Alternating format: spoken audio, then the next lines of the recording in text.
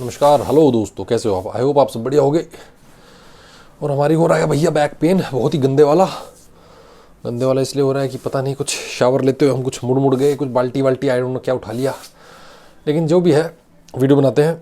तो आज हम बात करेंगे भाई अपने प्यारे मार्क ऑरेलियस चा की। मार्क ऑरेलियस चा बहुत ही अहम हो जाते हैं आजकल के समय में, इसलिए क्योंकि वो कहते हैं कि भाई जो भी चीज़ तुम्हें परेशान कर रही है वो इवेंट, वो रीज़न नहीं है तुम्हारी परेशानी का, उसकी जो इंटरप्रिटेशन है तुम्हारी, वो एक मेजर रीज़न है।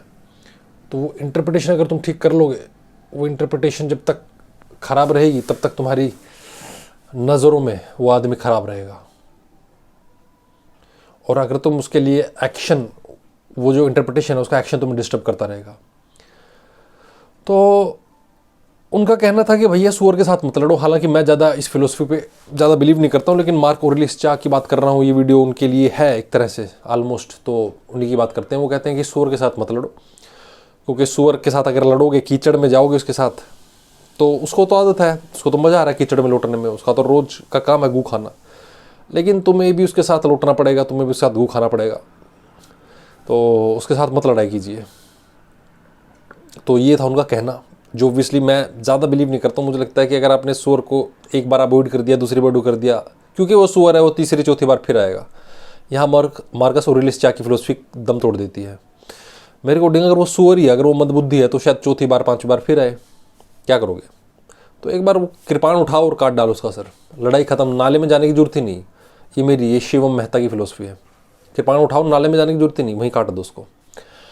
दूसरी बात वो कर रहे हैं भाई साहब, acceptance of fate, amor fati, I don't know किसका डायलॉग था ये, maybe I don't know किसका था। खैर, एक्सेप्टेंस ऑफ फेट क्या है उनका? ये नहीं है कि भैया चलो जो हुआ वो ठीक है, कोई बात नहीं, आगे भी जो होगा वो भी सब ठीक होगा, उसकी भी कोई बात नहीं।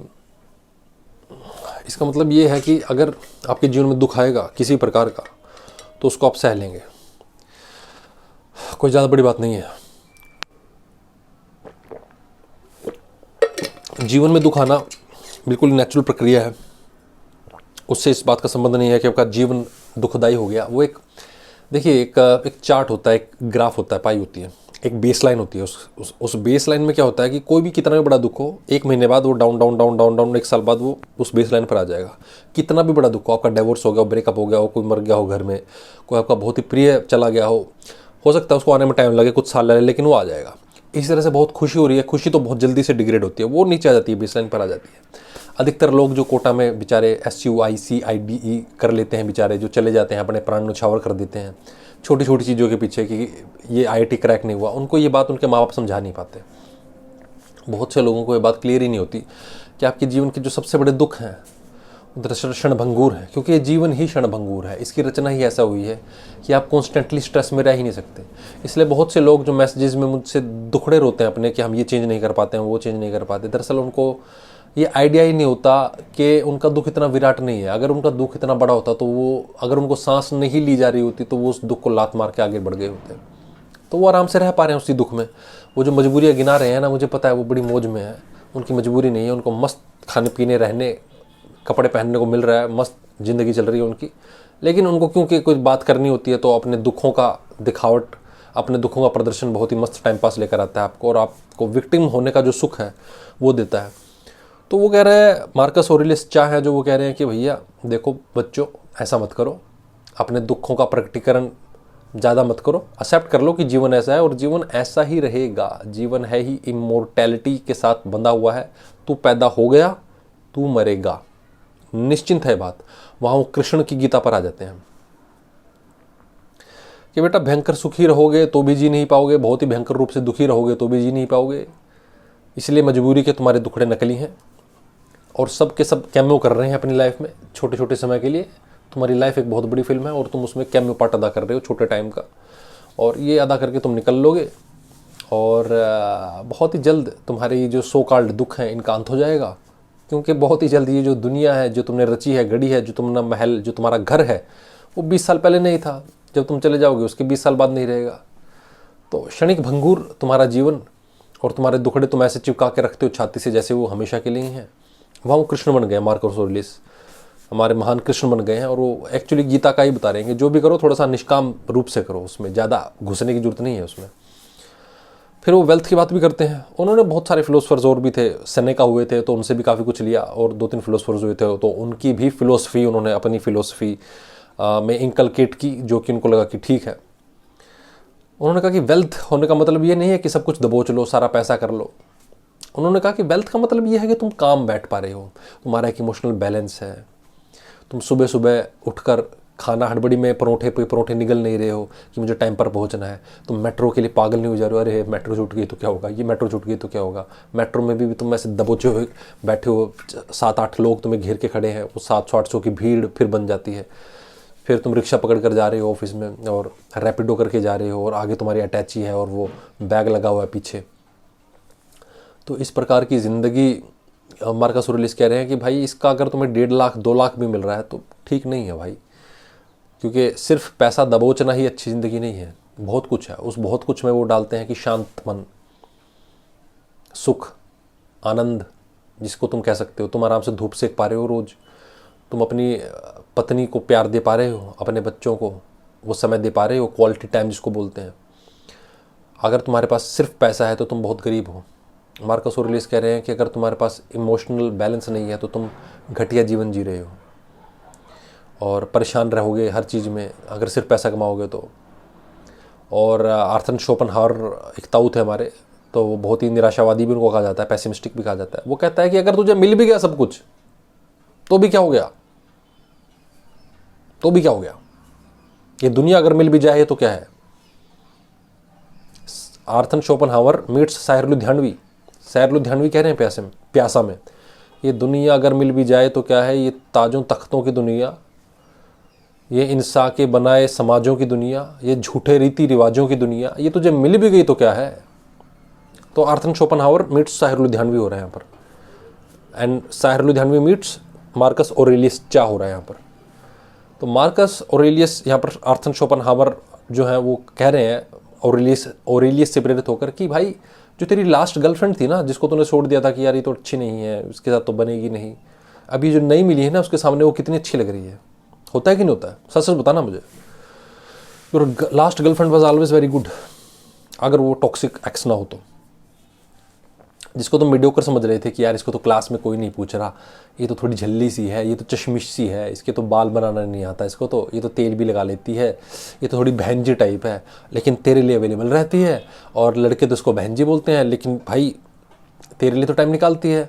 अब यार क्या है यार, समाज में जो मेरा समाज है छोटा सा क्लास का, ये इनके सामने तो यार ये क्या है, ये स्कर्ट भी नहीं डालती, ये तो सलवार सूट डाल के आ जाती है, और कोई इतनी हॉट भी नहीं है, और आई डोंट नो यार, मतलब ठीक है अच्छी फ्रेंड है बट नहीं, मैंने उस नज़र से नहीं देखूंगा इसको। क्यों? क्योंकि वो सो कॉल्ड हॉट और स्मार्ट और उस कैटेगरी में नहीं आ रही, लेकिन मेरा ध्यान तो, हाँ ध्यान तो रख लेती है यार, अरे बात करने में हाँ अच्छी तो लगती है यार, लेकिन अच्छी लड़की है, प्यारी है, हाँ यार प्यारी तो है, लेकिन नहीं यार नहीं, क्यों क्यों वो नहीं है, वो शॉर्ट स्कर्ट डाल के आई है, वो जो गाने गा रही है वहाँ पर, वो जो पीछे जिसके गिटार लिए हुए लड़का खड़ा हुआ है, वो जो साड़ी पहन के प्रिंसिपल का स्वागत कर रही है, वो लड़की क्यों नहीं है ये, इसको वो होना चाहिए था यार।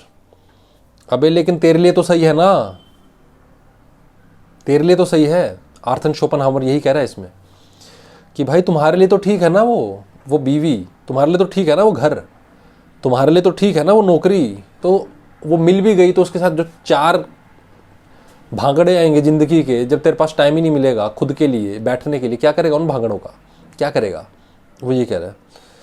हालांकि मैं खुद बहुत सी फिलोसफीज में से इनमें से ज़्यादा रिलाई नहीं करता हूँ, बट अगर आप फंसे हुए हैं तो आपके लिए बहुत बहुत ज़्यादा मददगार हो सकती है। फंसे हुए आदमी के लिए बहुत अच्छे फिलोसफर्स हैं ये, जो आप कहीं फंसे हुए हो तो अगर आप निकलना चाहते हैं तो 100% में रिलाई कर सकते हैं आप। ये भाई ये जो केओस मचा हुआ है दुनिया में, ये जो आपने एक के बाद एक जो अप डाउन एम्बिशियस हो रहे हो आप, ये लड़का ये लड़की मिल जाए जो तुम्हारे लिए ठीक है भाई, जब तुम उसको मिल भी गया, वो हॉट गर्लफ्रेंड तुझे मिल भी गई भाई, वो क्लास की जो एक चाहत है, जो क्लास क्रश है, जो वो मिल भी गई, उसके बाद वो तो टाइम ही नहीं दे रही, वो तो 4 लड़कों के साथ अभी पिक्चर भी देखने गई थी, वो तो उसके तो कई मेल फ्रेंड्स हैं, सो कॉल्ड फ्रेंड्स, तो उन मैडम के तो कुछ ज़्यादा ही लिबरल विचार हैं जो कि आपकी सो कॉल्ड मैस्कुलिनिटी को बहुत धक्का पहुंचा रहे हैं। फिर आपको याद आ रही है अपनी पुरानी मोनिका मैडम की, जो आपके लिए टाइम निकालती थी, चश्मिश थी जो, लेकिन उस चश्मिश को तो आपने लात मार दी कि यार ये तो घरेलू सी है ना, घरेलू नहीं चाहिए यार, हमें तो चाहिए कैटरीना कैफ। कहाँ मिल गई हमें ये श्रद्धा कपूर। बट फिर आपको रियलाइज़ करते हो कि नहीं यार, Shraddha Kapoor was pretty good, अच्छी थी, अनलेस शक्ति कपूर साथ ना आ रहा हो। या तो ये कई सारी बातें हैं कि इन्होंने पावर की बात की है कि पावरफुल अगर आप हैं तो उसमें लीडरशिप आप ला सकते हैं। पावरफुल हैं तो ज़रूरी नहीं है कि आप करप्ट हो, पावरफुल हैं तो आप ज़रूरी नहीं है कि उसमें आप धांधली ही करें, पावरफुल हैं तो आप उसका मतलब ये कतई नहीं है कि आप उसमें लोगों को यूज़ करें और चबा कर छोड़ दें। पावरफुल हैं अगर आप तो उसका मतलब ये कतई नहीं है कि आप सिर्फ और सिर्फ उस पावर का एब्सोल्यूट पावर अचीव करके and absolute power corrupt you absolutely, इस एब्सोल्यूटिज्म में विश्वास करें और अपना नेपोटिज्म करके अपना एक घराना बना लें जिसमें 4-5 लोग बैठकर पूरी रबड़ी और मलाई चूस रहे हो पूरे देश की। वो कहता है कि आप इसका अच्छा यूज़ करें, आप एक अच्छी लीडरशिप लेकर आएँ, आप और लीडर्स को पैदा करें।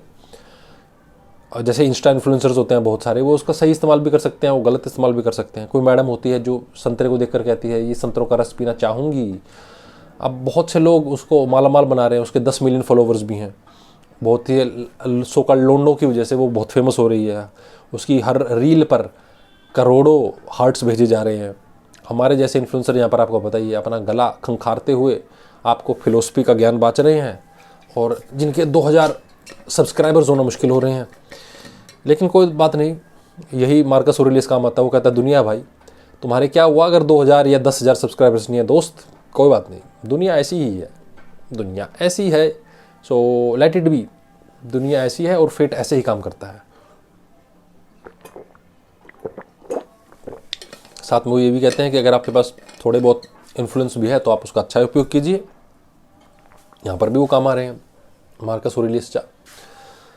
साथ में वो कहते हैं कि अमोर फाती कि एक्सेप्टेंस ऑफ फेट, ज़्यादा रोने की ज़रूरत नहीं है आपकी, क्योंकि दुनिया बड़ी रैंडम है और रैंडम लोगों को आप ज़्यादा जज मत कीजिए। और वही बात में जो मैं कर रहा था बेसिकली, अगर आप अपने इन्फ्लुएंस का अच्छा उपयोग करेंगे, अगर आप लोगों को गाइड करने की कोशिश करेंगे, भले ही आप खुद सफ़र कर रहे हों, लेकिन अगर आप अपने कंधे पर, अपने सर पर मशाल लेकर चलेंगे तो वो मशाल किसी न किसी के काम आएगी दोस्त। वो मशाल उन लोगों के काम आएगी जो वाकई में अंधेरे का सामना कर रहे हैं, और आपका जलना सार्थक होगा। हमारे बहुत बहुत बड़े बड़े क्रांतिकारी इस फिलोसफी को मानते आए थे। आई होप, मैं आशा करता हूँ आपको वीडियो पसंद आई होगी, और लाइक शेयर सब्सक्राइब और कमेंट कर दीजिएगा। और मेरे व्यू पॉइंट्स अच्छे लगे हो तो दोस्त चैनल जरूर सब्सक्राइब कर लेना। मिलते हैं अगली वीडियो में जल्दी। बहुत बहुत शुक्रिया आपका, धन्यवाद। वंदे मातरम।